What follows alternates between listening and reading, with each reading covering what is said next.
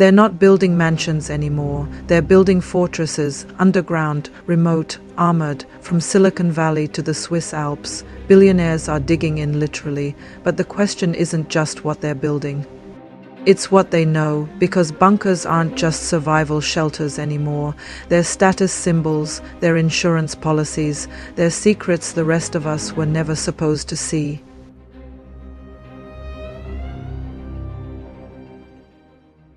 Let's look into bunkers economy.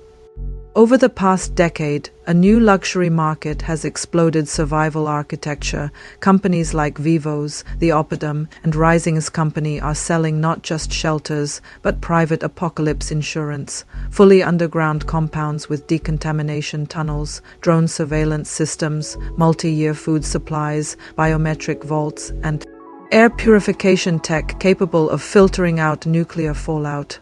In Kansas, a former nuclear missile silo has been transformed into a luxury bunker with indoor farms, medical bays, and a swimming pool. Price starts at $3 million per unit. In the Czech Republic, the Oppidum markets itself as the world's largest private apocalypse shelter.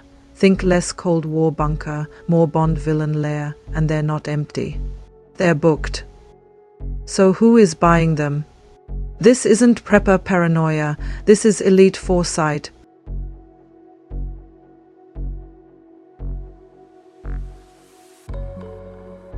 We can never predict or control what will happen in the world. But our first, most powerful instinct is always the same: to protect the ones we love.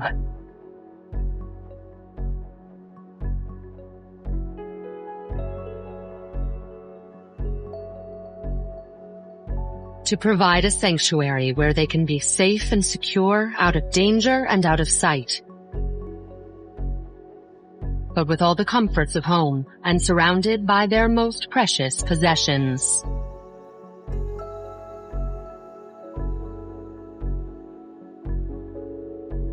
Oppidum creates underground living spaces that are highly secure and completely discreet, yet beautifully appointed and entirely bespoke.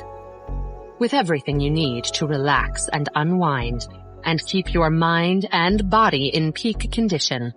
Peter Thiel, PayPal co-founder, owns a massive estate in New Zealand with airstrips and underground construction.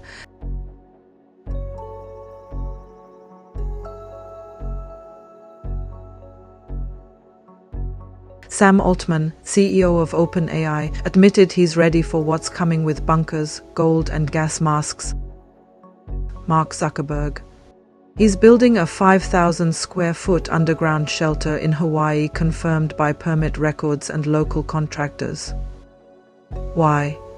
Why are the wealthiest tech minds, the people closest to future systems and global intel, quietly investing millions to disappear underground? These bunkers aren't just beds and canned food. What is inside those shelters? Some contain cryogenic facilities, underground data centers, climate-controlled seed banks, even AI-integrated security systems.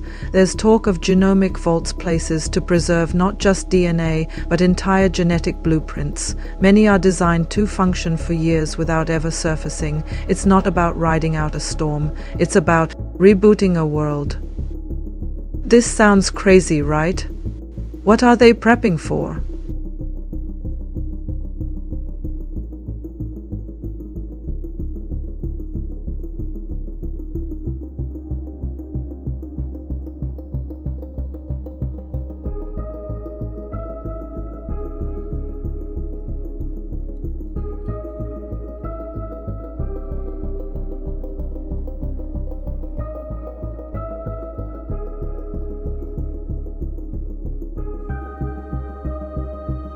Not everyone agrees on what's coming. Some fear civil unrest from AI-driven unemployment.